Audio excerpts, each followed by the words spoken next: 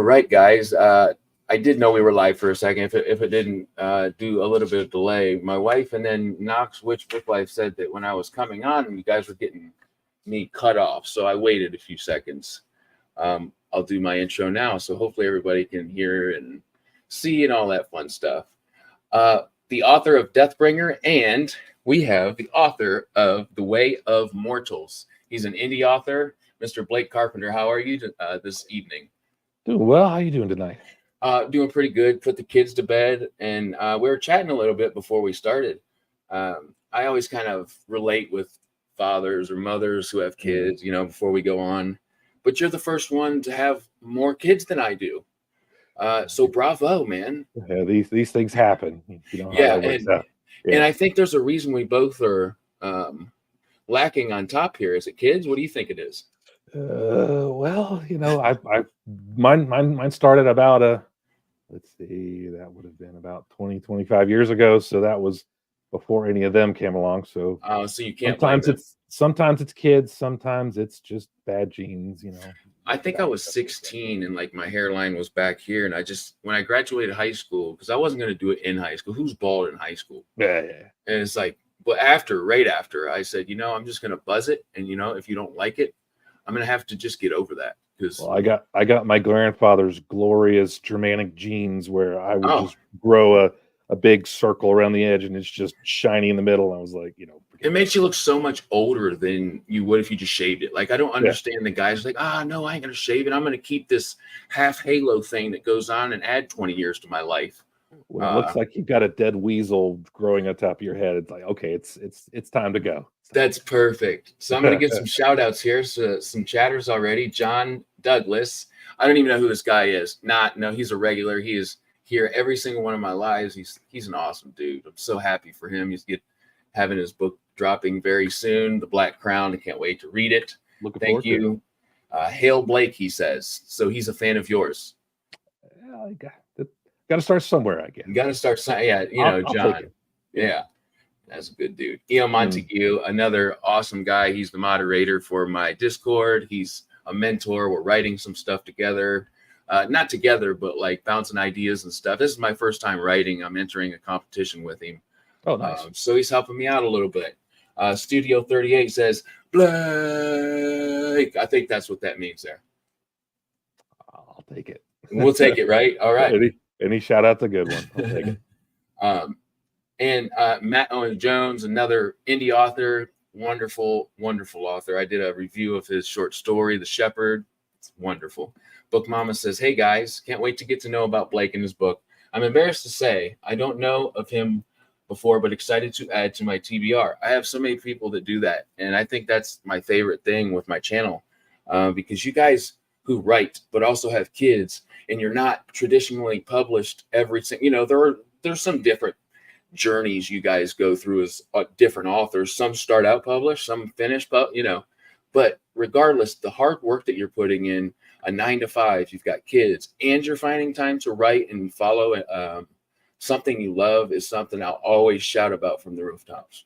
I mean, everybody's path is different. This was probably the end of like a 10, 15 year process just for me personally. So, I mean, everybody, gets to the top of the mountain their own way, but it's definitely been interesting. Put it that way.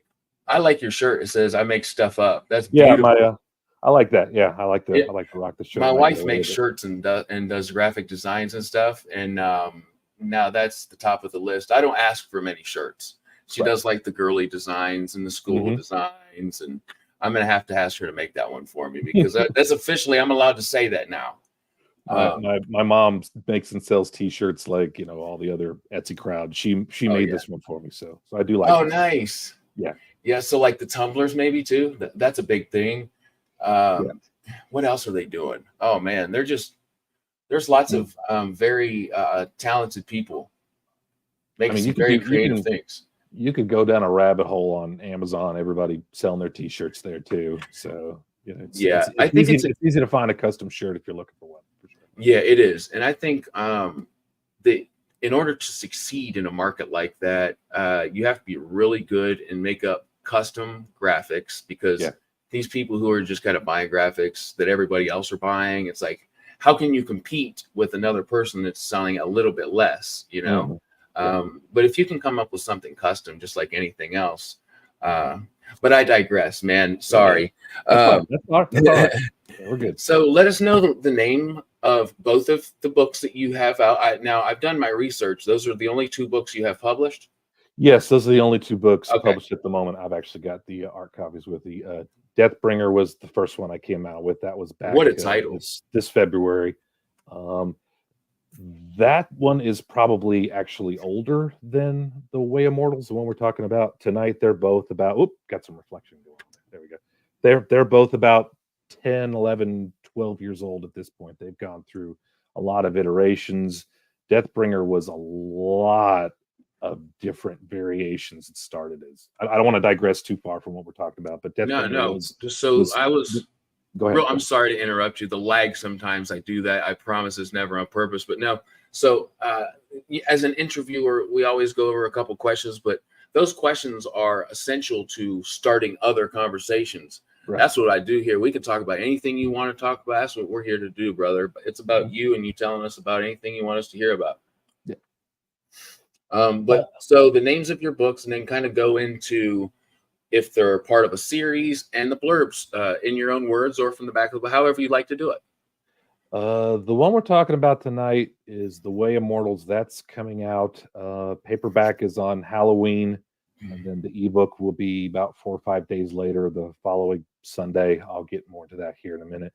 The Way of Mortals is the first book of what I'm calling the Four Sisters series. It's planned as a 4-book series, so I guess that's a quadrology or whatever the official term for it is.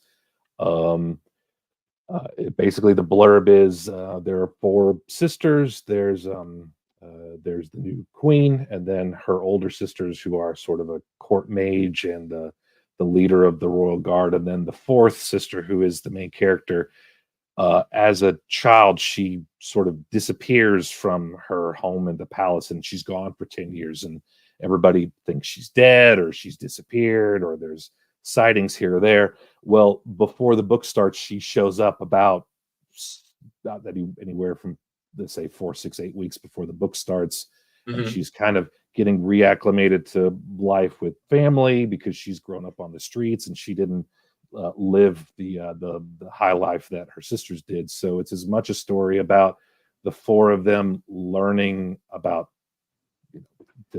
bar the cliche, being a family again, as much as there's other plots about an assassination threat and assassins and witches and demons and such good things. Stuff.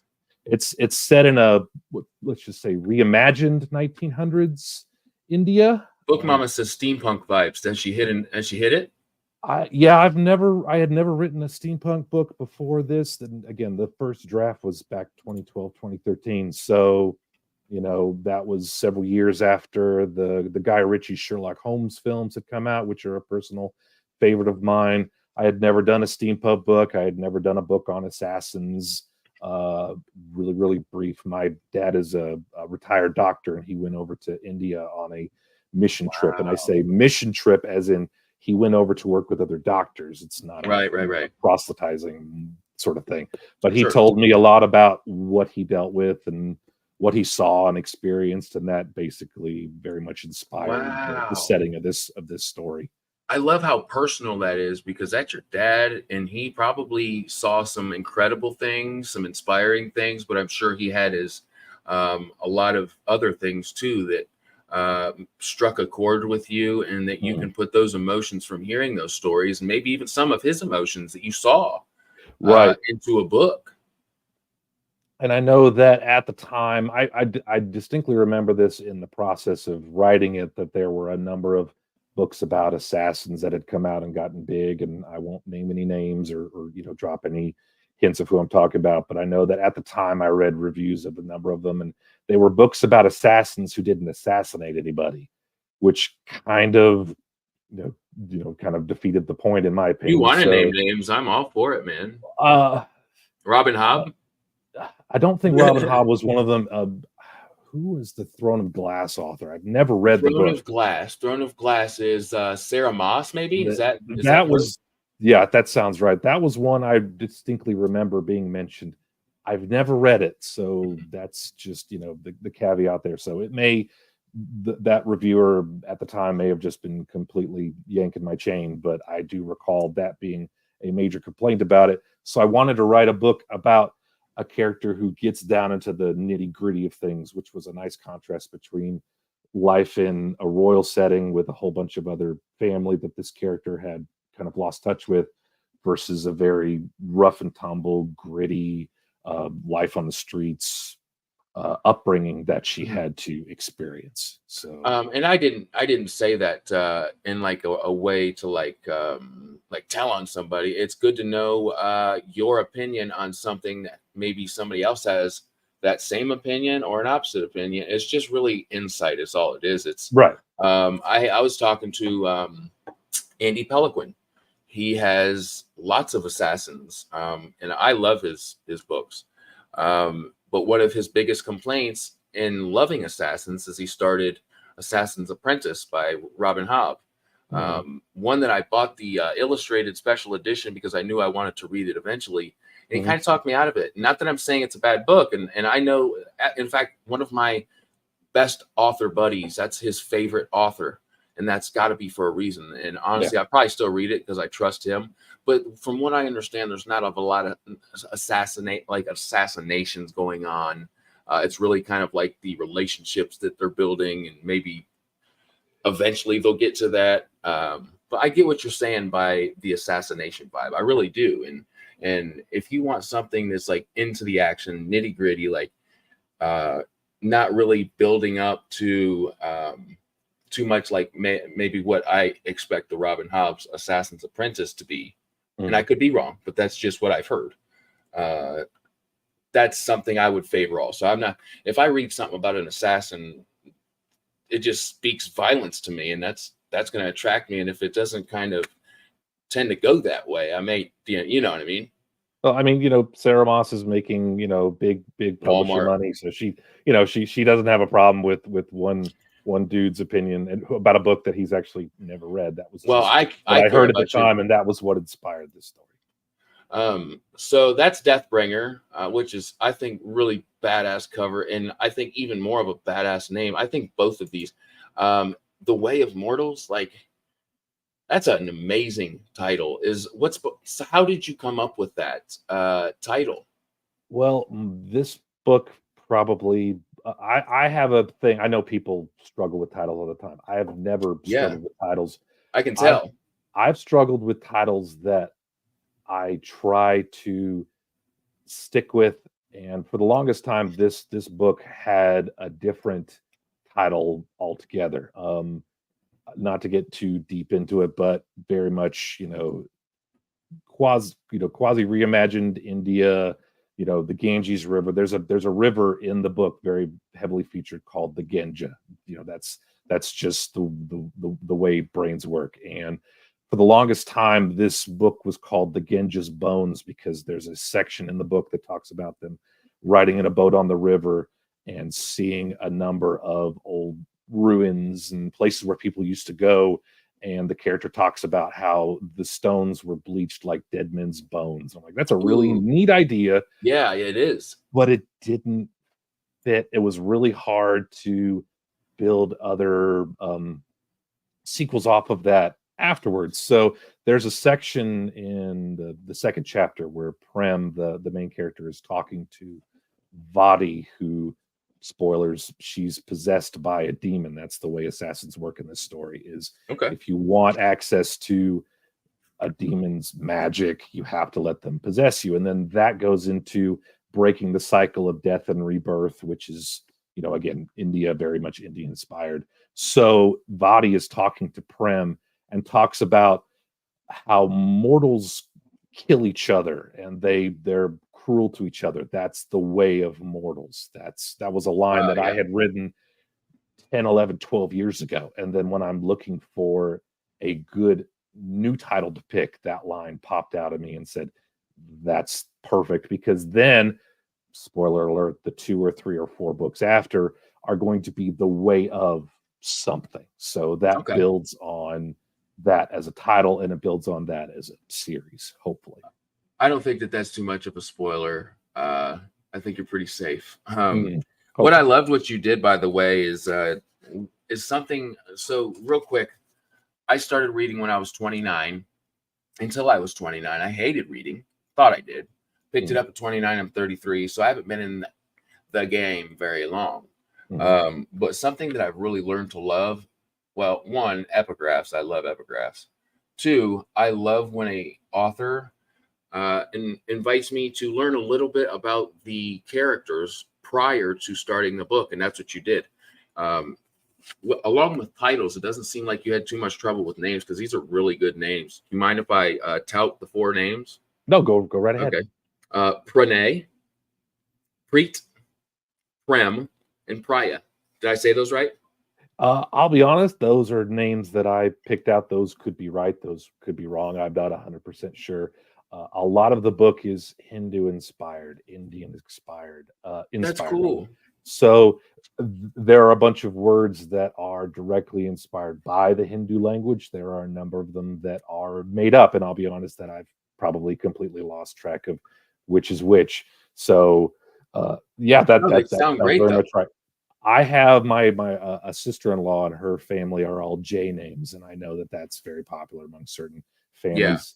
And again, So this is a story about family as much as it's a story about an assassination threat and conspiracy and that sort of thing. So making all of them have the same letter of the first name felt very natural to fit to me. are you a fan or have you heard of a gentleman indie author named Zach Argyle? I've heard that name. I have not read anything by him. So there's a booktube page on YouTube called Bookborn. That's his wife. He writes fantasy books, but the reason I bring him up is he's very much into the family theme, which resonates with me to the end of the world and back. So that's super cool. And the first hint to me, and this is why I like to talk to authors prior to like usually reading the book, is because of things like what you said. When I look at the cover, I don't think Indian influence, but when I did start thinking that is when I read the city of Bahai Mandwa. That sounds very, very Indian to me. And I thought I was wrong in the fact I was thinking Indian influence. And now that you're talking about this, I feel much more confident about reading and trusting my instincts. Right. Yeah, those are kukris on the front cover. That's a very, very Indian Hindu weapon. So the I main know of character is kukris, but I told didn't to know it carry was. those. I know of these weapons. I did not know that they were Indian based. I didn't know that. That's cool. Thank you for sharing that with me. There's a somewhat famous story who I don't remember the names to, but there was apparently some kind of Indian army ranger or something equivalent there that apparently he used those in some fight of some war he was in and killed some upwards of like 2 dozen or 3 dozen or more men before he ultimately, I think, succumbed. So, Wow. but it was in terms of finding things that fit a setting like this. And I'm the sword guy. That's the joke on Twitter. I Everything's saw that you're a better. sword enthusiast. Everything's better with swords. I'll admit I haven't owned any for a while. Back in my teenage years, probably spent way too much mall money. But Oh yeah, kukris were a natural fit for that. So it's got to have that's why something they're on to the do cover. with that curve, that angle. It would just catch you right. It feels like it would weigh right. The inertia would go in, just the right place. Because I've thought about that, and it's just a beautiful weapon. And I honestly, I would like to have. I haven't ever. I collect knives and stuff like that, and I've been doing that for a long time. But as far as a bigger weapon like that, really haven't put much thought into it until starting this page and like seeing people with like swords behind them and stuff. I was like, I've got to get into something like that. Right. Yeah. So maybe the next time. Kukris generally aren't longer weapons. I want to say maybe I've seen them as small as under a foot American. I think that's what, like a third of a meter for our European friends. But they can be very small to obviously very, very long sword like even. So, well, hey, maybe the next time we talk, I'll be able to zing, that's right. Yeah, break out my kukris. Show them off. Exactly. Oh, I would too. I'd have to. It'd be a nagging like thing in my mind. It's like I got to show these people whether they're interested or not that I own a pair of these. So Nick Horvath, can't talk about this guy enough. Wonderful, brand new. He's a debut author. His book is coming out, Sledge versus the Labyrinth, on Halloween as well. Oh, congrats! Awesome. Yeah, he's a monster. He's like Nick. I'll probably embarrass you every time you watch me, but I'm gonna keep doing it because I think you're a super interesting dude. He's like 6'10", played pro basketball for New Zealand, and now he's writing, which is just super interesting to me. And I've read his book. I can't wait to drop my interview on it on Halloween. Nice. And I hope the best for his release and with your release as well. You guys deserve to have an awesome release day. And he also thinks that it's a wonderful premise. Demon haunted assassins. Right. Looking for ideas of what to do when I was writing the book. I grew up reading the second wave fantasy, the 80s and 90s stuff, the sort of Shannara stuff, the Elenium stuff, David Eddings. I'm actually blanking out. I apologize. Some of the authors at the time, so very much European inspired stuff because that's what everybody wrote back. Yeah. That's just the picture you get when you think of epic fantasy. I've found that as I wrote more, a lot of my stories ended up being very non-European.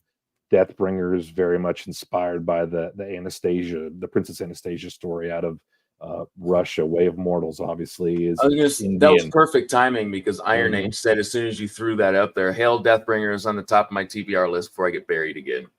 Perfect. I'm always a fan of that plan. Other books that I've written are just, they seem to be very much, whether you care about that sort of thing, have been non-European, non-white characters. By default, my brain kind of fixates more on a female protagonist as opposed to a male one. That's just the way the creative process works. But I think that you can find an easy way to meld and melt the two of them together to make an interesting story. I do not want to dwell on this purposefully because I do not want to sound bitter about it, but there is a little bit of bitterness about it. Way of Mortals, and I actually added an acknowledgments in the back of the book after I sent you that one. It talks about why the book was written. I worked with multiple agents and multiple publishers, big name people that on Twitter would know about, and essentially I was ultimately told, we can't publish your book because you're not writing about people that look like you. It's what? Like, I'm a name in an email. How the hell do you know what I look like? But yeah, dude. Because of the name I had and, because of who I am and what they assumed I looked like, they said, we love your story. I had one agent specifically tell me, I cannot publish it because you are writing about non-white characters as a white author. But if you write anything else with white characters, we would love to represent you. It's not hard to believe. But in a way, this was 5-6 years ago, so it's only gotten worse with time. So at this point, I've completely. What better representation of whoever you're representing in your novels than from whoever wants to write about them? If it's a Black woman, an African American woman, an Asian woman, or that is your creative process, and to take that from you or tell you that it's wrong in some sort of way is kind of, it's just a big circle of hypocrisy if you ask me. That's complete bull. So ultimately that's kind of why Way of Mortals took 10-12 years to come out, because I was chasing the whole, find an agent, find a publisher, find a name up in New York City that'll take your stuff. So I have a lot of book ones of everything. Deathbringer is a book one of a series. Way of Mortals is book one of a series. Several others that are ultimately ready to print. I could pay for a cover and have them out in a week. Those are book ones of things. So like it or not, chasing that particular dream is what people still do. They still do it, in October 2023. Yeah. I have tired of that particular merry-go-round, and I've gotten off for better or for worse, because I'm still going to market myself anyway. If Random House calls me tomorrow and says, "Hey, we love your book, we want to publish you," I'm still the one that has to go on the Twitterverse and the extraverse and ask everybody to buy my book. They're not gonna buy it just because I've got some big name behind me. I like that point. And I think John, he says, write what you want and damn the detractors. This is where the indie space in the Iron Age flourishes. Yes, I think that's a great point. At the end of the day, I mean, unless you're writing some hateful, really off-putting trash that is 1,000,000% offensive about, like, I don't know, there's a million different examples I can give, but if you're representing somebody or something, or a race of people or an ethnicity or a theme, or it's up to you as an author. It shouldn't be, I shouldn't hear from somebody that a publisher tried to persuade you to change your creative process or what you're being creative about just because of the skin color you have. Like, that's incredibly hypocritical. I mean, I'm just one voice screaming in the wilderness, but if you walk into a Barnes and Noble today, you're going to find 100 different books with 100 different sexualities in them. You're going to find stories that are written by people of a certain skin color, for people of a certain skin color. You know, rock on if that's your bit, but it shouldn't be offensive to write a good story about a culture which does not exist and will never exist. As much as we like it, Baimandwa has never existed and will never exist on the planet. So I can write about whatever the hell I want, whether you like it or not. And you don't have to buy it, but I can still write it. And you can't tell me. Because there's going to be people who will want to, obviously. So A.S. Brunert, I hope I'm saying that right. Evening, everyone. Good evening. Thank you for stopping in. Montague absolutely agrees. Hell yes, write what you write. Absolutely. And AC Pritchard says agreed. So I think you've got the majority. And what I mean by that is not just purely the vote, but in a sense of pure humanism, I guess is the best way I can say. Like, man, I think there's lots of people who back you up on the way that you believe in that. So reiterate for those who showed up a little bit late, The Way of Mortals is coming out when and what formats? I'll admit I stole this idea from, let's see, I think, what is his last name? I'm sorry, I wrote it down here in my notes. Rob Rhymes. He's at Rob DMX on Extra or whatever the hell we're calling it now. He wrote the Dan the Barbarian series.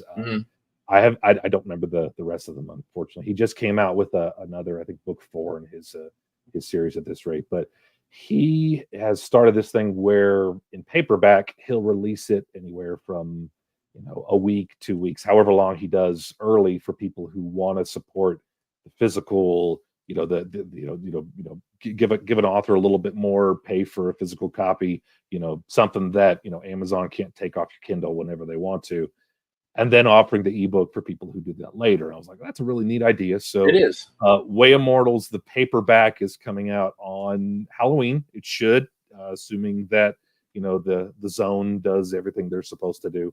The following Sunday, which is November 5th, that is when the ebook will drop. So I believe it's $12.99. It's $12.99 for the paperback, $4.99 for the ebook.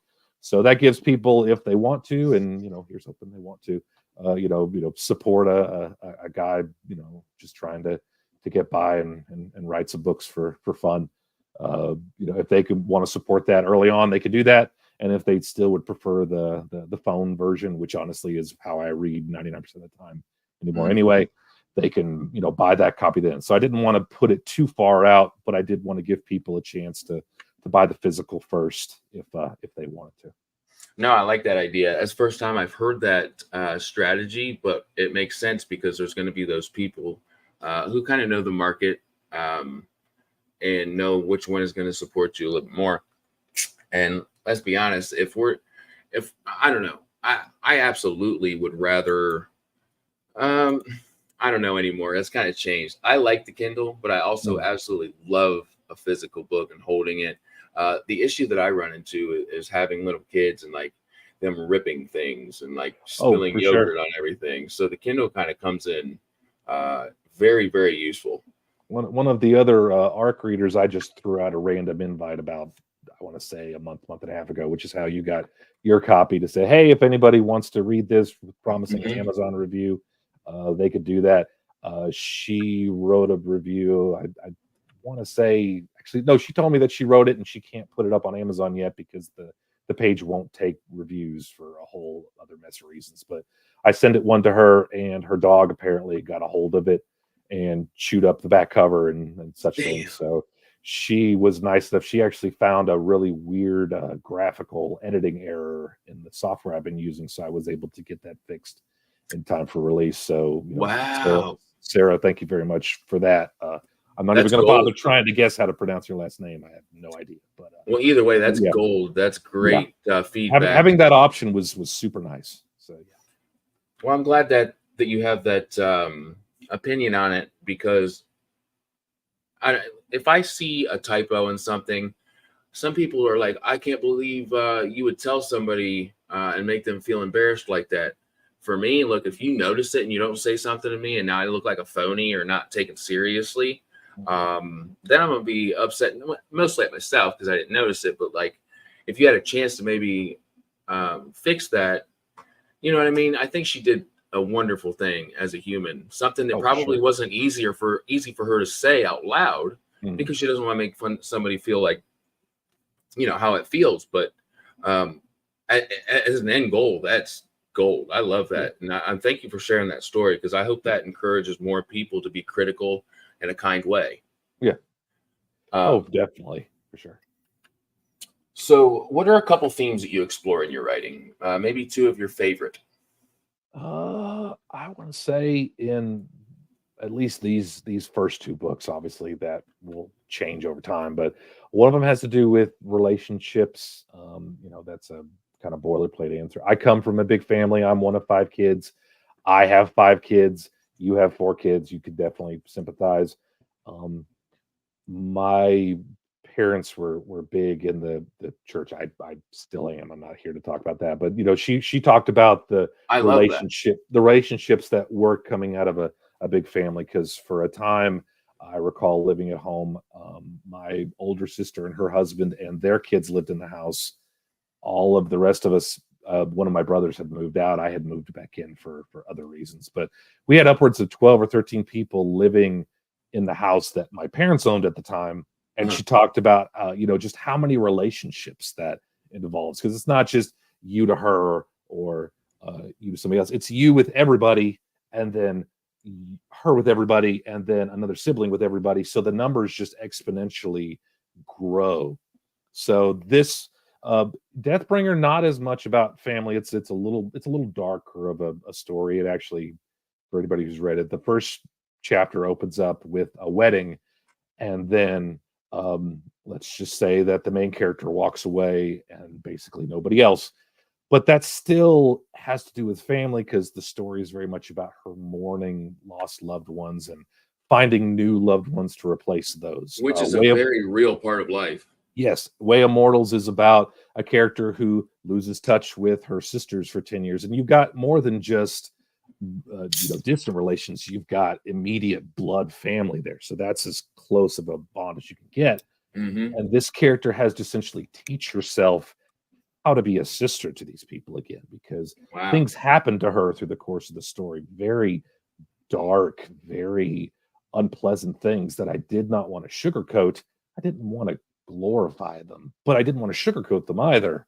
Yeah. And I'll admit, I was very reluctant to ask ARC readers to read it, because we're talking about things that, a child and, this character, disappears at age 9 or 10 and grows up 10 years. Something that's not easy to hear or talk about, but is necessary to realize happens and has to be overcome. Correct. And still happens. There's actually, I still want to talk about other themes, but there's another character in the book. Her name, and I'm butchering this because, again, I don't speak Hindi.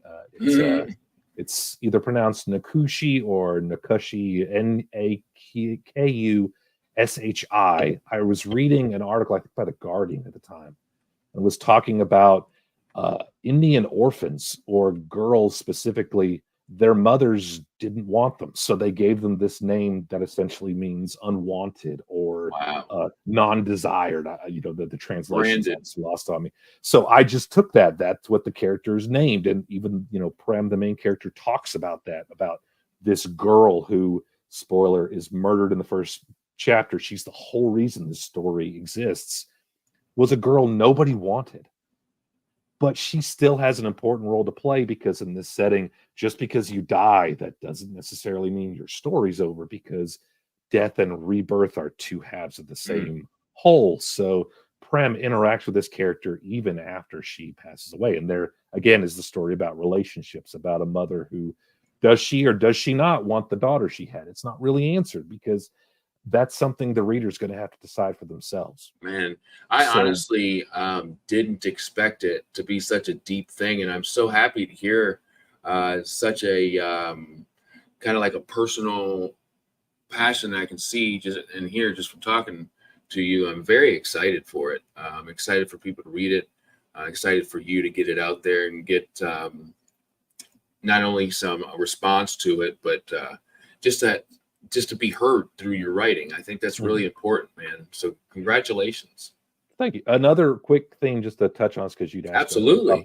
I write female protagonists. That's just what I do. I have done male. I've got a story coming out, not to go too far in the future, but Kursova magazine had an open call for submissions, and I was lucky enough to have my story picked, which I'll go into a little bit later.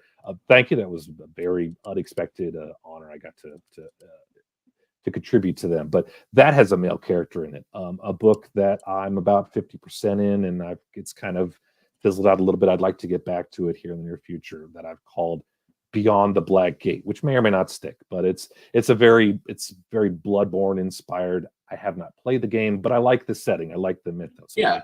I like the flavor of it. That character, that book has a male main character. So I do write them, but women to be as they're way more badass than we are. Women are very emotional creatures, and that is not an offensive thing to say. It isn't. That's genetics. That's the way we're wired. My wife. That's why they're mothers. Yeah, that's that. My wife is very much more emotional than I am, to her benefit, because she has a lot. She has a very hard. You'll experience this with your wife too. Have very hard to deal with a crying child, for instance. That's something that hits them at the core.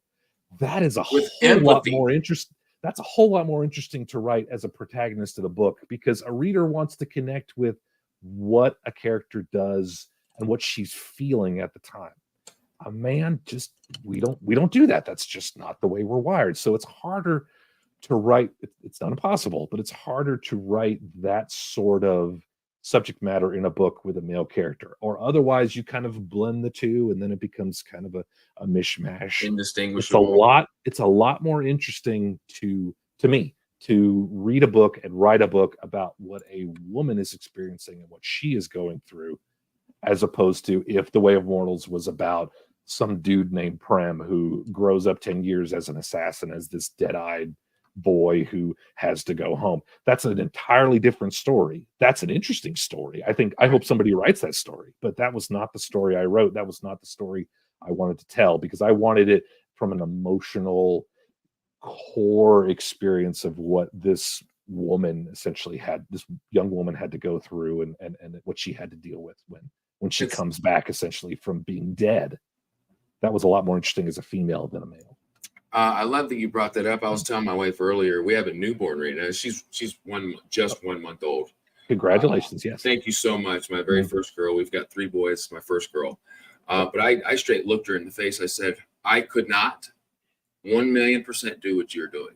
You are so far superior emotionally, nurturing wise. Like, I love my daughter, but at this point, I don't know if my eyes would physically be able to open. And if they did, how could I possibly have the energy to even comprehend what was going on? Like, the baby does not leave her arms, and she's cooking dinner. She's doing something with the other kids. It's like, I'm glad that you hit that home, because those who don't recognize a female's strengths and depth Uh, there, we are different for a reason, and I think most of which only play to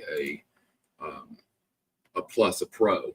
I think to give the devil his due, I do feel like that has kind of gone overboard in terms of popular culture and in And books, in movies. You know, the 80-pound female can beat up men 2 or 3 oh times yeah, their size or we're weight, supposed to be different, guys.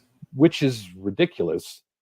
But trying to write a story with a female protagonist, I tried to still keep it realistic. So Yeah, it's a book about assassins, so there's fighting, there's killing, there's bloodshed, but this is not a character who always wins every fight she comes away with so or it's comes away realistic. from. Right, that was what I tried to do. There are times, she's hurt, she's injured, she has to pick herself back up. Now we're obviously talking about demon possessed assassins, so it kind of levels the playing field a little bit, as opposed to just straight one-to-one human characters. But yeah, I felt like I was able to keep it realistic enough while still letting the character have her victories and her losses, and that readers would be able to appreciate that. It wasn't the female protagonist syndrome. I definitely tried to avoid that. Deathbringer's a lot more visceral in terms of that, because the main character Inga is a lot more beat up probably than Prim is in this one. But they're very different stories. Deathbringer, I would say, is even a little bit darker than Way of Mortals is. Way of Mortals is Well, more I think you did. steampunk, Western, that kind of stuff. Deathbringer is a lot on the darker side of the darker fantasy. Well, I think you did a wonderful job as far as making that something that's kind of assumed through the title. Right. Um, That was the hope. I think that definitely went in your favor. Nick says, Bloodborne, yes. Have you ever watched Warrior Steve? It's super badass, and the women are where all the real power lies. Such a mint show. Have you seen that? I've never seen that. I don't. I haven't had TV for probably 15, 20 years. So anything, if it streams on a Roku box, I could probably watch it. If it's on Yeah, YouTube, I could watch that. But no, I had not heard of that. I'm gonna have to check that out because that seems pretty cool. Honestly, anything that Nick suggests I should watch, I'll probably believe him. Studio 38 says people who think they can write female action protagonists need to read both of Blake's books before they can make that claim. Oh wow, thank you. That was a super compliment. That's very high praise. I appreciate that. Oh, sorry, Warriors. Sorry, no idea where Steve came from. Oh, it's just called Warrior then? It's called Warrior. Okay. Well, that's extremely vague, though. It's like I think I've seen a million different things called Warrior. Probably not, right? I don't know. Jonathan Troper is the writer-director. I'll have to look that up after the things. Maybe see like what you were saying, Blake, if it's like streamable. Because if it is, I've probably got it available. Right. If it can be streamed, I could probably watch it. If it's on live TV now, I'll have to wait, a year or two before Netflix buys up the rights. Yeah, exactly. Yeah. So as far as subgenre, what would you say that yours are specifically the Way of Mortals is in? I gotta say that's probably the American in me talking. I assume other people are reading my books, outside the U.S. But I would want to say Western, as in the old country, 6-shooters and everything. I have yet to write and publish a book that doesn't have some kind of firearm in it. That's probably just gun culture, just growing up, the way we did. I think it's far more interesting to give a character a gun than just to ask them to suspend disbelief and just to say, no, we didn't, we haven't progressed past, beating metal into swords for the last, 3,000 or 4,000 years. Yeah. Not to deviate too much, but I remember a complaint about Game of Thrones I heard was that people were talking about, and I have not watched it. I've read the first book and I hated it. That's just my personal opinion. People talked about the Wall, which apparently is a place that the characters are one of the characters is exiled to, and the people have been standing on the Wall for 10,000 years. It's like the most of recorded human history hasn't lasted 10,000 years, and you're going to tell me that they've been holding down one spot for 10 millennia. I think it's far more interesting in terms of set pieces to talk about, okay, what happens if a fantasy setting suddenly has gunpowder as a thing. Advantage. Way of Mortals not as much. Deathbringer, that's more going to come in later in terms of the books I have planned later on down the road. In that, gunpowder is a very recent invention, probably I'd say the last couple of centuries to where the book is. So Western is probably one subgenre of just including the gun and the sword bit and saying, how do these work? Obviously we're not talking about, they're not walking around with AR-15s or AKs. You got to limit that power level. You got to level that power level to some degree. But it's more interesting is like, what does a culture look like where they've lived by the sword for however long, and then all of a sudden, you don't need swords anymore. So that's that's very interesting to me as a subject. I would say another subgenre. I don't know what dark fantasy is. I grew up very much reading what people would call classic fantasy. That was what I read. That was the Terry Brooks, the David Eddings that I've mentioned before. Probably, if you had to say, do you have a favorite author? I would say that just for what he wrote, David Eddings is probably a favorite. I can get into that later if it comes to that. But but the darker side of things, exploring the darker sides of the human psyche or the human experience, Way of Mortals is about that. A lot of it is in not so much flashback as just more of what Prem, the main character, talks about. Her growing up, living with other kids on the streets, or having to go work for a criminal gang just so that she could eat. Wow. She wasn't able to just make it living all on her own, and not only does she has to learn that, the demon that's inhabiting her has to learn that, because they're is it a symbiotic relationship? I've kind of blanked. I think you're right. Yeah, you've got the host and the parasite, so that might be the symbiotic relationship. But so the demon has just kind of lived without mortal life for all of these years, and all of a sudden they're inside a 10-year-old girl. How do you survive that way? She's got to eat. She needs clothes. She's got to have somewhere to live. So a lot of that is mentioned. Yeah, a lot of that is mentioned, not so much in flashback. Like I said, in hindsight, Prem talks about it to her sisters more as the book progresses. And, the other sisters are asking, why can't you tell us about what happened? She's like, I don't want to talk about any of it. I'm not comfortable with it. I can't blame her. But over time, she finds a way to, to sort of rebond with her family, and she's able to talk more about that. That's awesome. The last subgenre, I would just say the pulp stuff. I think for the first time I read Princess of Mars, the John Carter movie that Disney came out with was great. I don't care what you say. I loved it. It was really sad that they weren't able to make it work. I think Disney lost 200 to 250 mil on that. So, the House of Mouse decided to not go forward with it. So obviously that's a little bit of a bummer, but I actually read the first book. It's in the public domain now, so you can go find it. Wow. It's a Google search away. So go read it. There's a lot of it that's very of the times, but there's also a lot of naturally it that's very interesting. Yeah. I mean, yeah. So, he's one of the fathers of the genre, even before Tolkien was writing. Look, guys, just because you disagree with somebody that wrote a book, that book can be disassociated from the art, and the artist don't always have to be this so for instance, there's a lot of people that I love in the indie community that I very much disagree with most of what they're about, but I love them in the area in which I'm supposed to, or in which my human condition tells me the reason I'm here is to promote authors. Right. I mean, that's what we're here to do. We're just here to. And I'm going to be your buddy, whether or not you're it's exactly. And you're a human being, but even if we highly disagree as far as politics or, which unfortunately is probably the main topic nowadays, which I hate, because it's I want to talk about books because that's why we're here. That's what we relate with. And that other stuff, I mean, if you want to get into it, this isn't the time or place. It's right. But what I'm trying to say is I can 1,000,000% accept somebody's book for what it is. And if I don't agree with that author, really, honestly, it has nothing to do with the book. Right. So I mean, that's sort of where the whole Iron Age thing picked up. Is that these are people that want to create things just for the sake of creating them. You don't have to agree with what the author is or yeah. what he says or what he does.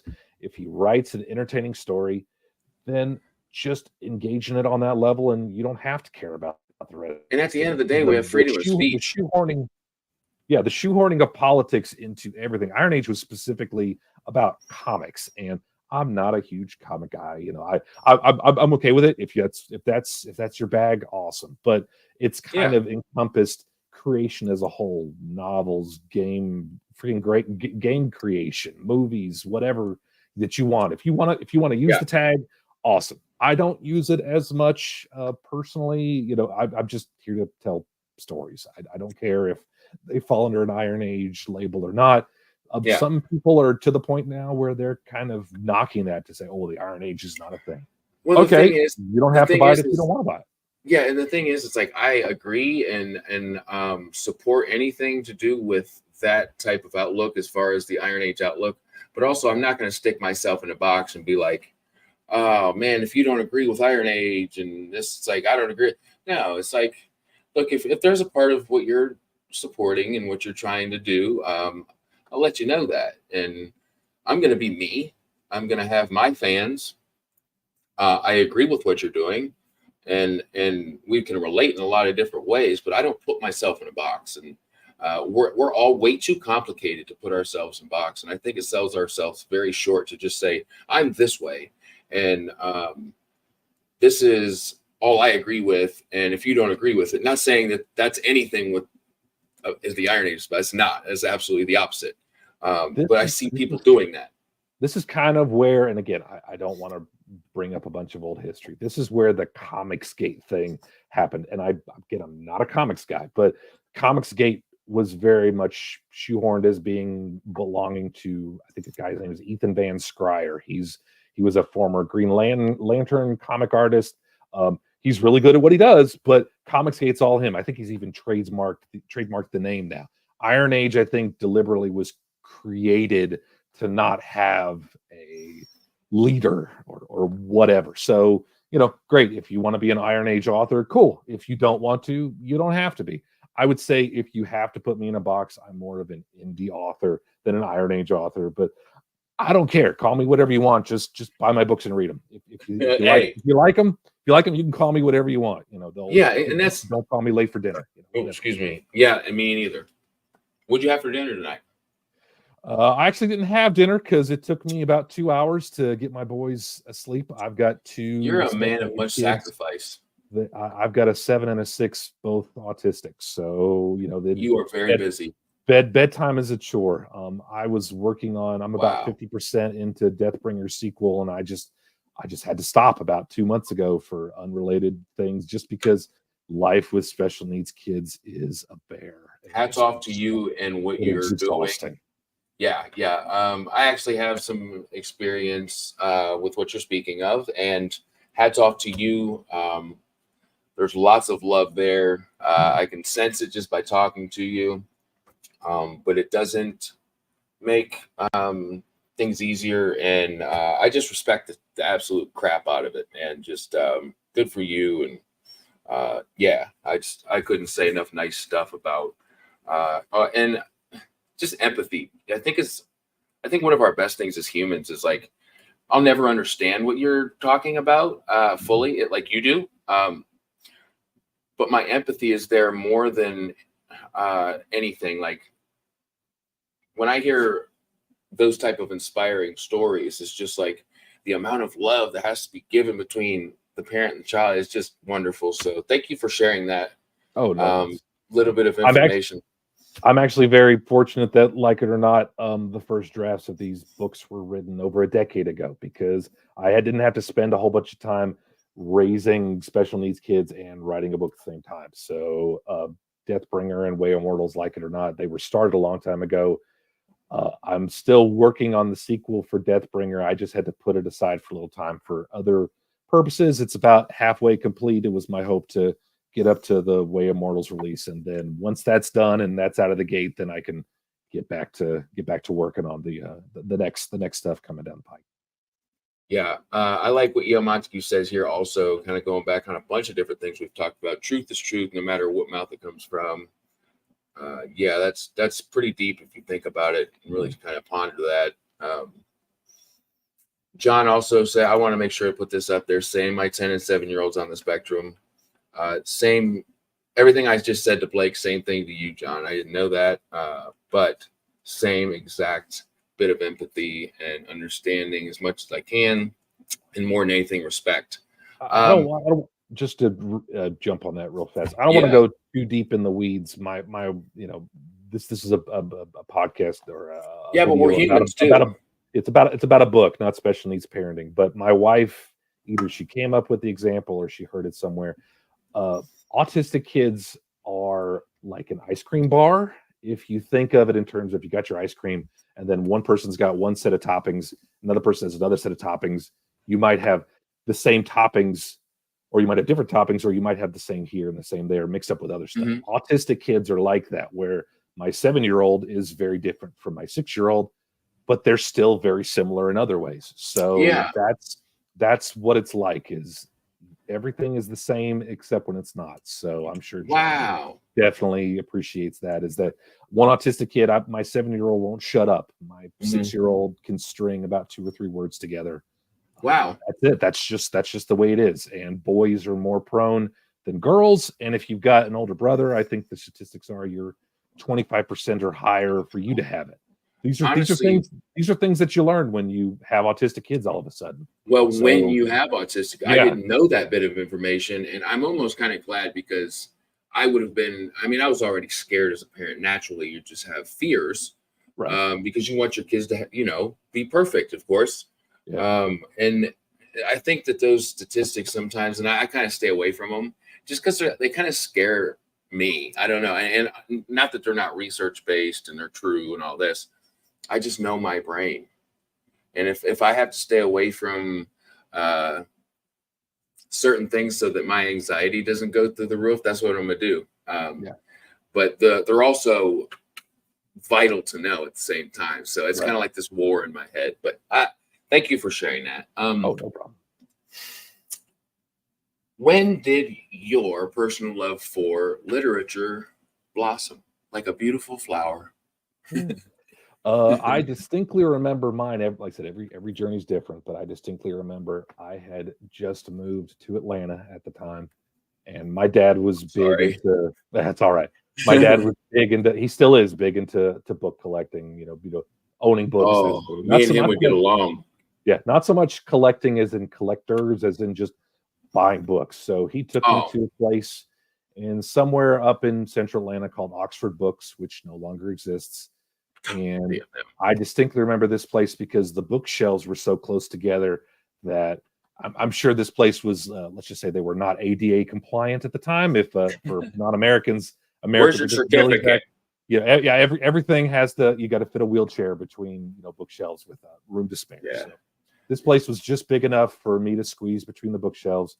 And I don't have the copy of it with me. It's downstairs, but I saw the cover to David Eddings' The Sapphire Rose, which is the third of his Elenium trilogy. He's better known for his Belgariad, which were 5 series books about this is back in the 80s. So everybody's writing stories about farm boys that go off to save the world. He was one of the proto examples of that. But the Elenium is a lot more interesting to me personally. It's a story it's a fantasy setting that has a sort of Catholic Church in its world. So they have to face the big bad, which is one of the gods of this setting, and they're not able to stop him. So the Catholic Church, and I'm just going to keep calling it that. The Catholic Church of this setting talks to the pagans of this world and says, we need some kind of weapon to stop this god and his evil armies. And they teach the church how to cast magic, which is a really, really interesting idea for me. I've always loved this series. It's always probably one of my personal favorites. So I took it home and I read it and I loved it. Unfortunately, it's book 3 in the series. So I've done it too. I read book 3 and I absolutely loved it and had no idea who. What do you do at that point? I think the opening of the third book of the series is Sparhawk, the main character of the series, gets the magic MacGuffin, the Sapphire Rose of the title. He's given it. He's spent 2 books looking for this thing that's gonna, save his, save the queen and who's under a spell and defeat the bad, the evil god and all this stuff. He finally gets it, and then he goes off and defeats the bad guys. And it's a really interesting story. It's not particularly deep. And you totally believe at this time that it's like a standalone. Yeah, at the time I didn't know any better, even though the cover, I'm sure that if I look at it, the cover says book 3 of whatever, but I just read it and thought it was great. Eddings is an acquired, David Eddings and his wife Lee, I believe, helped him write a lot of it. They are very much an acquired taste because Eddings wrote archetypes. He wrote about the farm boy, the spiteful tiny redhead, the big lunk, the sneaky spy characters. He took these archetypes and fit them into every book he wrote, which is totally okay if you're down for that. It's very simple. It's very much what you would call middle grade or young adult comfortable writing. Yeah. But a lot of people hate that, and I'll admit, I'm on that bandwagon too, because by the end of his, I think he wrote right before he died back in the early 90s, he wrote a 4-set called The Dreamers. It's just like everything else he wrote. Same thing. It's the same characters in a different setting. So I love the Elenium. I will go to my grave defending the Elenium or Elenium or however you pronounce it. But that's what Eddings did. He wrote another 3-book trilogy after it called the Tamuli or Tamuli, whatever. It's the Elenium in a different setting. It's all the same characters, except some of them have romantic characters that are just like them. Like it or not, that's what Eddings did, and he made a lot of money doing it. That's what he was good at. Authors could learn a lot by that experience that you're describing, because it's not something that is going to happen very often. Most people are going to stumble upon that book and think, oh, I better read and make sure this is book 1. Not that I'm saying that you didn't, maybe you didn't see it, but I think it's really special that you still read it. And if you still could you get what I'm trying to say? It's kind of like that odd variable that they could really kind of study and see how you took it compared to how they wanted you to take it. Right. I mean, it was what it was, and that was the one book my dad allowed me to buy at the bookstore, so I took it home, and I didn't even realize it was the end of the trilogy until I'd finished it. Because would you have changed it? Would you have still read it if you'd have known? I think so. The time, because we're talking, I'm 11 or 12 years old, and at this point I'm just starting the whole the whole reading fantasy and loving it as a genre. I read Eddings before I read Tolkien. I read Tolkien like 4 or 5 times in middle and high school, so I very much enjoyed it. But David Eddings was the first. The Sapphire Rose was the first, so that was very much the book that made my love of reading what it is. And I don't like the fact that these days people are like, oh, you got to have middle grade books for younger kids and young adult for older kids, and they even have a new adult for people that are just out of college. Read fantasy or don't. Read science fiction or don't. You don't need to shoehorn it into an age group. Narnia is a really interesting, really good story for what it was written. It's for children, but it's still got enough in it to entertain adult readers. There's another guy who has a YouTube channel, A Drink with Crazy. I watch him a lot. Numerous streams. He came out with a video just asking, what good is the Iron Age if it's all about the what's the phrase, them tiggle bitties or whatever. All about the sex appeal. Which I like that. I like cheesecake. I like the fact that Princesses Mars. All the characters. They don't wear anything. You go out and you find Deja Thora's fan art. She's not wearing anything. I like that. I'm a 40-some-odd-year-old red-blooded American male. I like my cheesecake.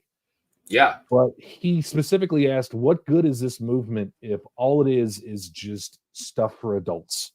Why can't it be all ages? All ages is not children's literature. All ages is literature that children can enjoy with adults. And adults. That's why a Narnia is really good. That's why it's lasted. Yeah, because Narnia, Lord of the Rings is really good. That's why it's lasted.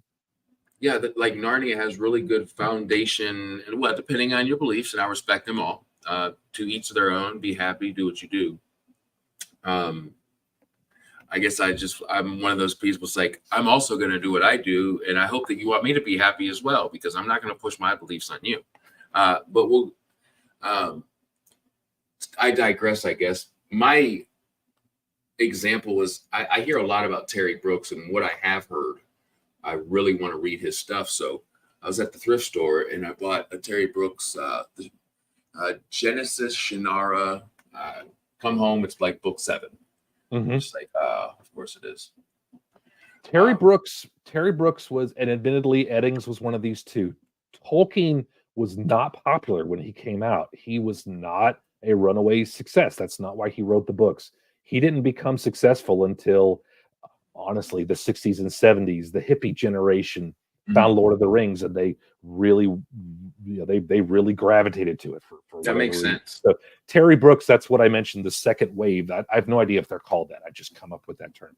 Terry Brooks was one of those, the Sword of Shannara, the Elfstones of Shannara. There's a third one who's I can't think of. He wrote a 3-book trilogy, and then he wrote 4 books after it, and he's done other stuff since then. I haven't read just since the first 7, and I very much enjoyed them, but that was a lot of the proto or current fantasy, if you want to call that. And he wrote that back, I want to say, late 70s, early 80s. So if you want to start with Terry Brooks, just go buy The Sword of Shannara. Just read it as it was originally written. It's a product of its time, but it was still good. It was still entertaining. And I'm a teenager when I'm starting to read these because I figure out that Eddings is great, and I got to go find other people that write stuff like what he wrote. So Terry Brooks was very much another one. Melanie Rawn, whose name I've just now remembered, she was another one that I really, really liked. Melanie what? Melanie Rawn, Rawn. I believe one of her books was called The Exiles, or maybe the series is called The Exiles. But that was another one of those that I really enjoyed. She wrote 2 books of a trilogy, and then I believe she spent the last 30 years writing other stuff, and people have just basically bugged her and said, hey, go back and read the last one. So, write the last one. I think she's finally started to write it. So It's either written, that was a couple years ago. So for all I know, she's released it, but I haven't followed up because for so long I thought it was just a 2-book trilogy, 2-book series, but I believe she always planned it to be a trilogy. So she might finally get that one actually finished. Thanks for stopping in, HC Newell. We've got something cool coming up when her book's getting released. I'll talk about that soon, guys. That's going to be fun. Thank you for stopping in. John says, hail HC Newell. He hails a lot of people, doesn't he? He's a hailing kind of gentleman. That's John's thing. He's hailing everybody. It's funny because I didn't know how to take that at first, and it's like, that's a compliment, guys. Hail. Here's a little bit of trivia for you. The word hello never existed until they invented the telephone. Wow. Because they had no idea how to greet people when you answered the telephone. This is totally real, as I recall. I believe the New York Times at the time even did a poll, and they said, how should people pick up the telephone and say hello? Again, the word hello didn't exist. And apparently that was, if there's a joke, Montgomery Burns from The Simpsons, anytime he answers the phone, he'll go ahoy hoy. That's how Edison wanted people to answer the phone. So that's why Montgomery Burns says it that way. I'm glad that didn't stick. The word hello was invented so that people had a way to greet each other over the telephone. I don't know where the word came from. I don't remember that much of the story, but that's where hello came from. So that's hail's a way of greeting people before the word hello was greeted. Well, if you say hail in a phone, it's going to sound a lot like hello. Yeah. It's going to confuse some people. So Knoxwich Book Life says the Genesis books are the second lot of the beginning to Shannara series. Gosh, I need to look more and do some more research, because if I have something that I can read without having to read like a previous book, that would be cool. Yeah, someone in your chat said the Wish Song of Shannara. I believe that's the third in the initial series. So if you want to get into the Shannara stuff, I would just say read the Sword, read the Elfstones, read the Wish Song. Those are the 3 core Shannara books. Those are really good. It's a bit dated. But it's fantasy. Good fantasy stories should be timeless regardless of what you're reading. So you don't so much. Who's your very first, or I'm sorry, who's your very, I can't think for the life of me. Who is your very favorite fantasy author? Who is superior to all other fantasy authors to you? Superior. And it doesn't matter why, just what you think. My immediate knee-jerk reaction is David Eddings. I've talked about him a bunch earlier. He was the first. He's the one I've always enjoyed. He's not the best. He for a lot of reasons again that I talked about, but I've always got a soft spot for him. Terry Brooks is good. Margaret Weiss and Tracy Hickman, the Dragonlance stuff was really good. That stuff, the initial Dragonlance series, whose names escape me, they're really good. They are written for a younger audience, but those are really good. Those you'll never go wrong going to that stuff. They're still coming out with Dragonlance books. Weiss and Hickman just came out with one a couple of months ago. So they're still writing them. So there's obviously a market. They're obviously good enough. People seem to really enjoy them. That's probably nostalgia as much as the other stuff, but which is an unbeatable. There's nothing wrong with nostalgia. There's no issues with that at all. In fact, there's so much right about it. In fact, like there's so much good stuff about nostalgia. In fact, I felt it yesterday for the first time in a while. I was doing this trick or treat thing downtown with my kids and walked into a CD store. I can't remember the last time I walked into a CD store, like a local one. Yeah, and it just instantly brought me back. In fact, I just walked around knowing I wasn't going to buy anything just because. I'm doing this Halloween thing right now, but I had to walk in and just feel it. And I did. It was fun. And that's worth the price of admission right there. Not that there was one, but if there would have been, it would have been worth it. For a couple authors, I hope that these don't sound too redundant, but who are a couple authors that may have played a big role in the way that you write, your writing style? In terms of my style, I would say, I don't want to talk about Eddings anymore because I've talked about him plenty. So we know he's definitely an influence. He's definitely an influence. I would say, I was just thinking about this a little while back. Deathbringer is very much inspired by, it's very much inspired by that imaginary David Eddings book. It's a story about a farm girl who grows up very far from civilization and has to find her way in the world. There's a lot of it that's changed. There was a lot of stuff I didn't want to do that other authors had done before. But it's a story about a character who grows up very far from where everybody else does, and she has to learn her way. Make her hero's journey to borrow that particular boilerplate response. A different set of authors that I want to talk about. I also did mention Weiss and Hickman were very good at the adventure story. There are a group of characters, they have to accomplish something. How do we get there? There's a reason that people talk about the Dungeons and Dragons books, the Dragonlances, the Forgotten Realms, stuff like that. Another Forgotten Realms author, I've completely blanked on his name. He wrote over time he wrote a 5-book series in the Forgotten Realms stuff I think they eventually called it the Avatar series, where it's a story about, at the time, they wanted to shake things up in the setting. So all of a sudden the gods of this setting are kind of humbled, and they're just, the over god, I don't know what you want to call it, basically decides all of these deities are kind of getting too big for their britches, to borrow the nomenclature here in the South. And he kind of kicks them out of heaven, and they go down to the setting of the Forgotten Realms, and they have to figure out how to get back their lost glory. And certain gods don't survive, and other characters who worship those gods ultimately become the new ones. I write a lot. I remember writing a lot in my time before publishing about gods and deities and pantheons and stuff like that. That was a really interesting idea. It is. It's fun. Way of Mortals kind of touches on that some, in that it's a story based in a quasi Southeast Asia setting, but the fantasy India has different gods than what the fantasy why have I completely blanked out? Who's the other country that India can't get along with? I'm talking about real world. It's the I have no Pakistan. idea. I'm sorry. There's Yeah. there's a fantasy Pakistan. India and Pakistan used to be one country before they were split off. The deities there are different from the fantasy not Russia versus the fantasy not China versus the fantasy not Japan. Gods as a part of a story are very interesting to me in terms of set pieces.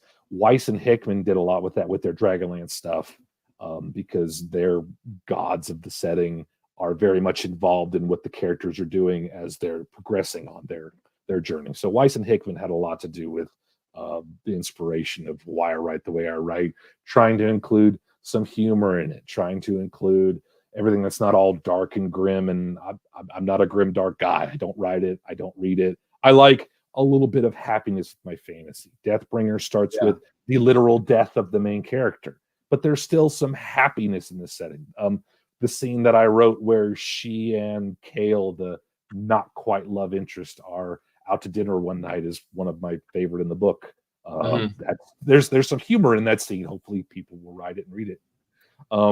So that's the idea, is you're able to include brighter themes and set pieces and even characters in a story that may not necessarily be a happy setting or a happy story. I think they did that very well as authors, and they were able to bring some fairly dark themes and ideas into their story for the age group that they wrote it for. So I try to do that. I am a grimdark fan, but only some grim. I think there should be subcategories, even like maybe 2. I don't like shock value grimdark. I like grimdark in which the grim and the dark has a reason for happening and will ultimately contribute to the story and the premise. If it's there for shock value, I'm not really. It's like I don't know. If in my eyes, and I could be. This is just my opinion. If you have to rely on shock value to get an audience, it doesn't take much skill. As you can just say some really awful stuff. That's pretty easy to do. Just use your imagination.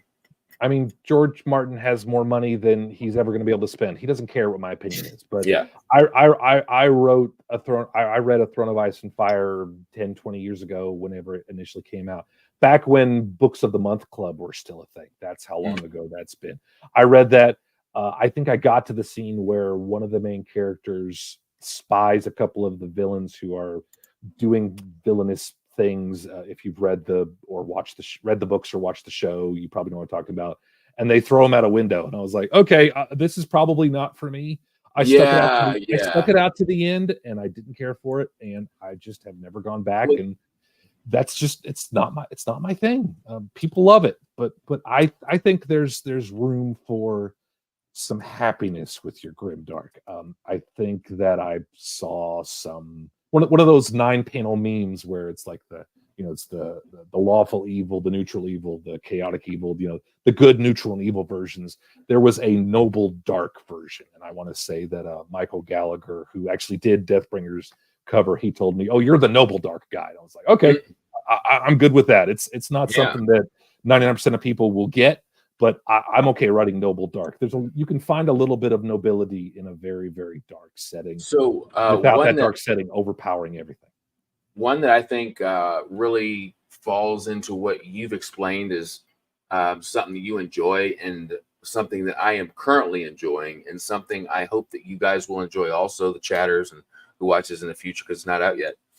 Rob Lee, the guy that I've got pulled up here, he says, first off, gods as characters / narrative devices in general are just a gold mine for great stories. Yes. That makes perfect sense, Rob, reading your book.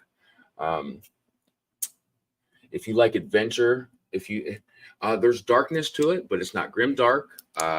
It comes out November 20th. And I'm so excited for him. From what I understand, we haven't talked as much as you and I have talked on here. We haven't done an interview yet. We're going to. Mm-hmm. This is his debut novel. I'm very impressed. Awesome. So you particularly, Blake, it's called Pathlighter. Mm-hmm. And it comes out November 20th. Check him out, dude. I think you'll really be obsessed with the book. Okay. Because I am. Yeah, absolutely. I'm willing to take a shot. There's got to be some kind of grimdark out there that. Oh no, it's not grimdark. Oh, okay. No, there's dark aspects, but it's not grim dark. And Right. he hits home on the gods as characters and narrative devices. He very much does that in a wonderful way. It's an adventure. It's fun. The characters are great. So I wanted to make sure, throw it in there because people deserve to know what they've done right. I'll give it a shot. The grimdark thing, just to tie that up, I think there's got to be some kind of market for some kind of grimdark setting with a little bit of happiness in it. I think you'd like Joe Abercrombie. I haven't tried any of Abercrombie stuff. I know they been call around him for a while. Grimdark, but let me just tell you, on a scale of 1 to 10, as far as your severeness of Grimdark, he's like a 3. Okay, that's so I think that you would like, and he's funny. Okay, yeah. It's not like this visceral walk through hell and sexual and dirty violence and all this terrible stuff that is out there. Some people love that, so more power to him. Gods as characters, as part of the setting. I've still got an idea rattling around up in here about a fantasy cop story, essentially. Wow. I've fought with this thing for probably the better going on 15, 20 years about some kind of cop story. And I don't have anything better than that because this is years since I've even thought about this. But making gods work as central characters to a story is really hard because how do you make a character who can essentially snap their fingers and turn everybody into mushrooms interesting? There has to be some kind of way to include a deity as a character without there's a way to make that interesting. I haven't cracked it yet. I'm sure plenty of other authors have, so I don't want to go off the rails much, but I haven't figured it out yet. So gods are more of a background setting stuff than they are main characters for now. Okay. I'm sure I'll figure that out eventually. I think that's a cool take on it. I think that some like experimenting and doing your process, you'll find out a lot more about yourself and whether that works for you or not. What's one book I should read before I die? Mine, obviously. Of course. If you see, I've got that one already, so you gotta get right. So that works. A book you should read before you die is a pretty big hurdle to clear. But I did grab this one because it's been years since I wrote it. This is a book called The Art of War for Writers. Oh, wow. It's by a guy named James Scott Bell. It's been years since I read this, obviously. But I remember this one sticking with me a lot because he takes the Sun Tzu book, The Art of War, and he kind of adapts it for a writing mind. Like one of the chapters is put your heart into everything you write, or test your premise to prove it worthy. The writer who is anxious to start writing should follow a plan, that sort of thing. Take the creative energy you've got. I want to write a book. I have no idea how to write a book. This at least will get you started on that. I like that recommendation. Everybody talks about Stephen King's On Writing, which is a great book. I've never read anything by Stephen King that I didn't want to chuck out a window. He's not my bag. His On Writing book is excellent, but everybody talks about it. So that's why I talked about this one. This is one definitely, if you're looking for another book about writing, I would definitely recommend. I like that you touch on a book about writing because most of the time, which I also love, are just normal, what I'm into, fantasy or, I'm in a bunch of different genres, but I usually get prose. Right. So that'll be fun to check that out, knowing it's going to help me. When this is something I remember that came up in Twitter a few weeks back, because everything's on Twitter is a 10 alarm fire, but people were talking about wanting to write and wanting to be a writer, and I distinctly remember making a comment there that if anybody wants to write but doesn't, let me back up. You don't want to be a writer, because being a writer is like being an addict. Okay, I don't necessarily always want to write. I have to do it. It's literally I cannot turn it off. I'm losing sleep until 2 or 3 o'clock in the morning working on some kind of project. The reason these books took 10 years to come out was because I was doing book ones of fantasy or steampunk, or I wrote an urban fantasy. I wrote romance. I did freaking erotica. I did everything. I literally was trying to find anything that would stick. I had some success with the romance thing with a pen name, which, shall not be named for, I understand. I've got my Fifth Amendment rights, but I fell into publishing completely by accident because I was asked by some romance authors, "Hey, will you edit our anthology project we're doing?" Sure. I had editing experience. Then they said, "Well, one of our contributors dropped out. Will you contribute a short to it?" Sure, why not? So I sent it in to the publisher, and then they said, "We love it. Where's the rest of the book?" I sent in a short, which they said, "We love the first chapter. Where's the rest of the book?" That is 100% true. So I went back to the other guys and I said, "Look, this was not in my plans, but they really liked it. Are you okay with me writing them a whole book?" They said, "Sure." So I wrote a historical romantic, not fantasy, so I guess historical romance, that's the term. I did a trilogy for them. I did 2 more unrelated. I couldn't make romance work because romance is not my thing. Fantasy's my thing, like it or not. I lose sleep over it. But to tie finally back to the Twitter thing, if you want to be a writer, but you don't care about money, then have fun and do that for your thing. If you're a writer because you have to write, God help you, because you are going to have a lot of sleepless nights. You're going to have a lot of having to ask your spouse or significant other to repeat themselves 2 or 3 or 4 times because this is always working. This does not shut off. I still have to ask my wife to repeat back what we're talking about because everything is on here. I write on my phone, 98% of it because that's how I'm able to do that. So that's the way to be creative for me. But if you can treat writing as a hobby, do that because you will have such an easier time with it than if you're a writer because you have to write, whether it's for money, whether it's for fame, whether it's just because you live with these people that talk in your head and won't shut up until you get them out on the page. Writing is an addiction. We're addicts. We don't know any other way to live. So some of us function fine, some of us don't. There are high functioning addicts and less functioning addicts. So writing is an addiction. There's no other way around it. Well, I think there's going to be some people who can identify with the way that you just said and spoke about writing. I know when I sit down to write, it's usually not for a very long time because the kids are just like, they're at that age where it's almost impossible to do anything that you want at all. Like, especially have 4 of them, there's good chance that one of them needs something at any moment possible. But when I do get some sentences in, I find it highly satisfying. So I understand how it could become one of those things that you're just like, I got to sit down, I got to go do it. And if I'm not doing it, it's like I'm thinking about doing it. And I was going to bring this to E.C. Greaves, who just popped up in here. He wrote his whole trilogy on his book, so you guys. That's right. I am not getting paid to tout their stuff, but Scrivener is a great resource for if you're looking to write on a phone.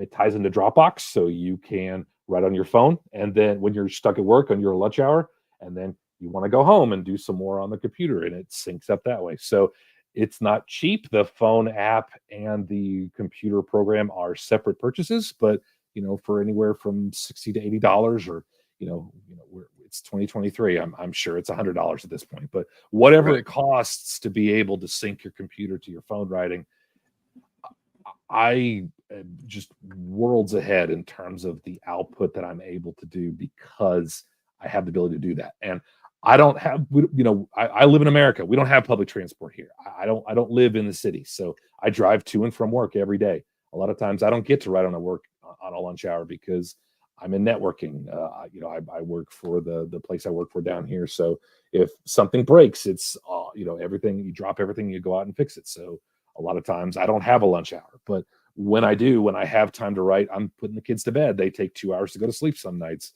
I'm working in there. My wife is watching TV because that's how she unwinds after dealing with the kids all day. I'm on the phone sitting with her, or I'm typing on the computer. I have the ability to do both of those. So Scrivener doesn't pay me for that, but if you're looking into a way to do both of them, that is highly recommended in my personal opinion. That was thank you for that. Yeah, that bit of information is great for people of especially those of us who are looking for those kind of information. How can this be done easier or on the go, or the ins and outs of different programs. So no, that's valuable.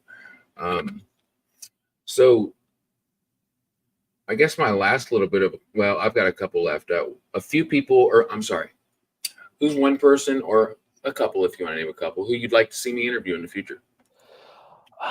I think, and this is going to be this is sort of a personal plug. Mike Gallagher, who again did the cover for Deathbringer.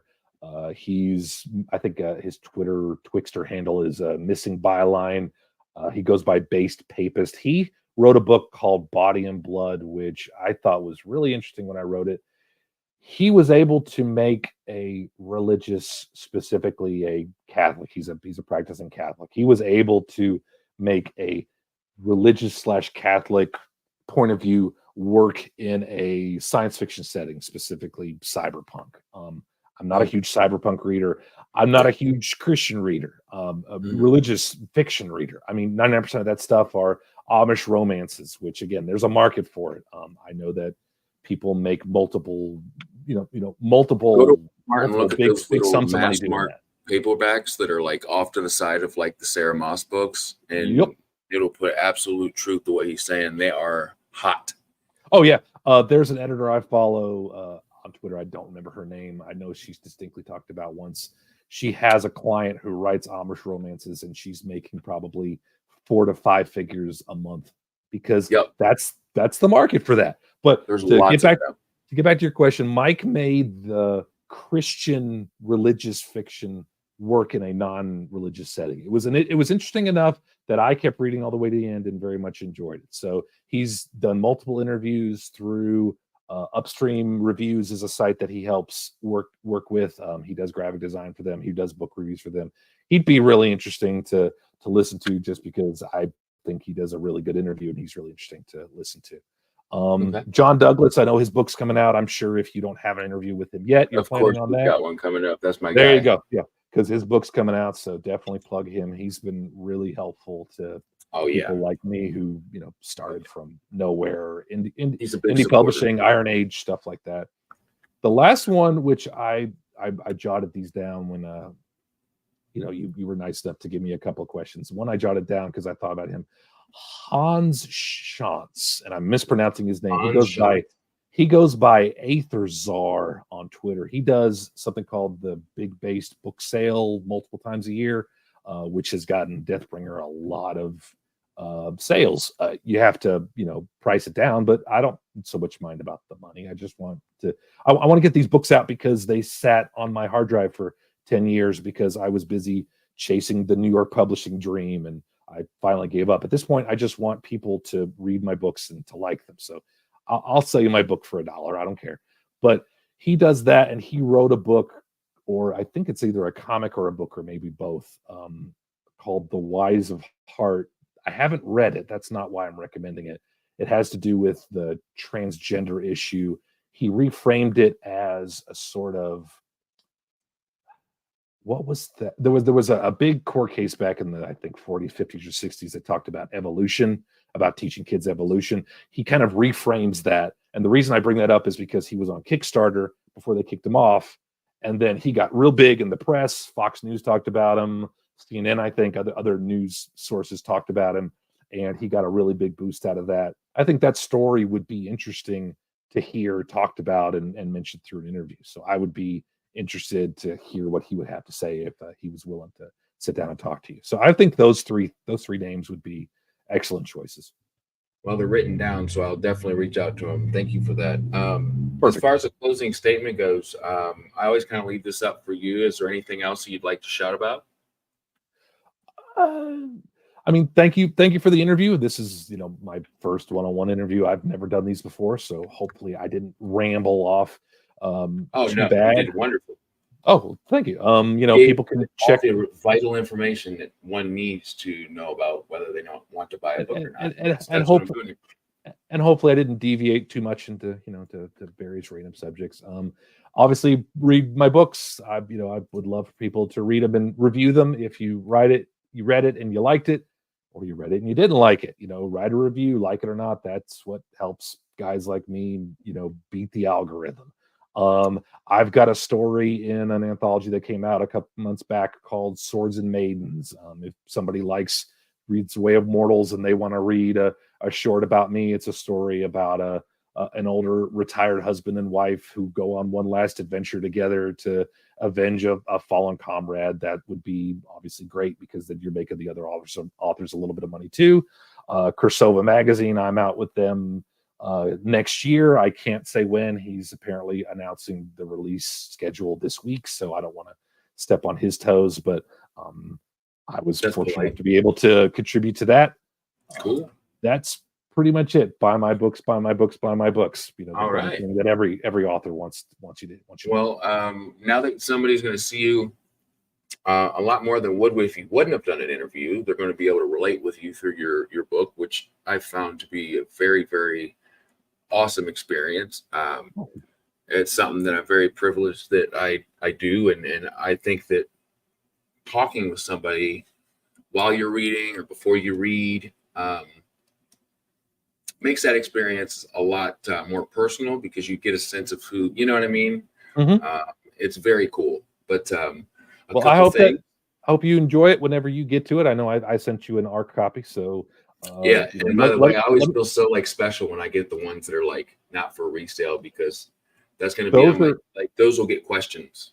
Right. Those are special ones that Amazon sends out before release date. Real quick, the paperback page, you cannot buy the book until Halloween, assuming that they do everything right. So that's why paperback's not for sale yet.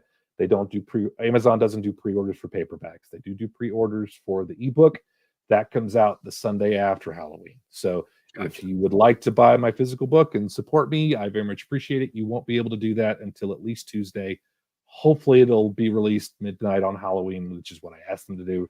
If not, I'll update as I'm able to. All of his links will be in my description. In fact, they already are. A couple things. Tomorrow, I'll have E.C. Greaves on for the second time. I can't wait to talk with him again. He's one of my good buddies from New Zealand. That'll be fun. I have to check what time that is. I believe it's 9 Eastern.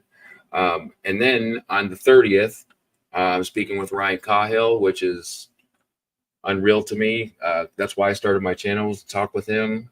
Nice. Super excited. So I hope you guys tune in for that as well. It'll be the 30th for me. It'll be the first for him, but the 30th at 9 Eastern. So tune in, guys. And if you haven't, it always helps the channel grow if you guys, subscribe if you're not, and all that fun stuff that we all babble about.